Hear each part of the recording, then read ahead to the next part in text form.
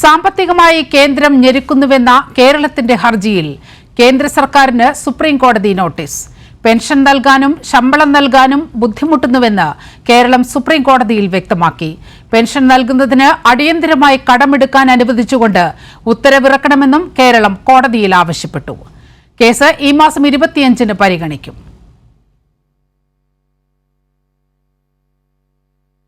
വായ്പാ പരിധി വെട്ടിക്കുറച്ചതടക്കം സംസ്ഥാനത്തെ സാമ്പത്തിക പ്രതിസന്ധിയിലാക്കുന്നുവെന്ന് ചൂണ്ടിക്കാട്ടിയാണ് കേന്ദ്ര സർക്കാരിനെതിരെ കേരളം സുപ്രീം കോടതിയെ സമീപിച്ചത്.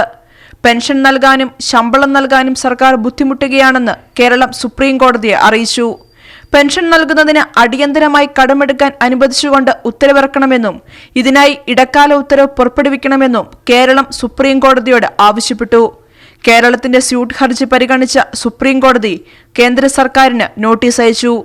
കടമെടുപ്പ് പരിധി വെട്ടിക്കുറച്ചുകൊണ്ട് കേന്ദ്രം പുറത്തിറക്കിയ 2 ഉത്തരവുകൾക്കെതിരെ നൽകിയ സ്യൂട്ട് ഹർജി ഭരണഘടനാ ബെഞ്ച് അടിയന്തരമായി പരിഗണിക്കേണ്ട വിഷയമാണെന്ന് കപിൽ സിബൽ ചൂണ്ടിക്കാട്ടി.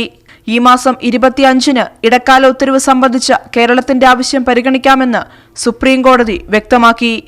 കേന്ദ്രത്തിന്റെ തീരുമാനം അടുത്ത 5 വർഷത്തിനുള്ളിൽ സംസ്ഥാന സമ്പദ് വ്യവസ്ഥയിൽ വൻ ആഘാതം സൃഷ്ടിക്കാമെന്നും സ്യൂട്ട് ഹർജിയിൽ കേരളം വിശദീകരിച്ചിട്ടുണ്ട്.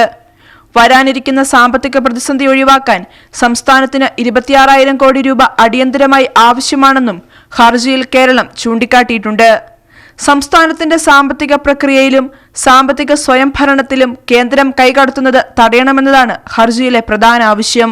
സംസ്ഥാനത്തിന്റെ കടമെടുപ്പ് പരിധി ഭരണഘടനാ വിരുദ്ധമായി വെട്ടിച്ചുരുക്കുന്നത് റദ്ദാക്കുക, സംസ്ഥാന ഉടമസ്ഥതയിലുള്ള സംരംഭങ്ങൾ വഴിയുള്ള കടമെടുപ്പുകളെ സംസ്ഥാന കടമെടുപ്പ് പരിധിയിൽ ഉൾപ്പെടുത്തിയ ഉത്തരവ് റദ്ദു ചെയ്യുക തുടങ്ങിയ കാര്യങ്ങളും ഹർജിയിൽ പറയുന്നു.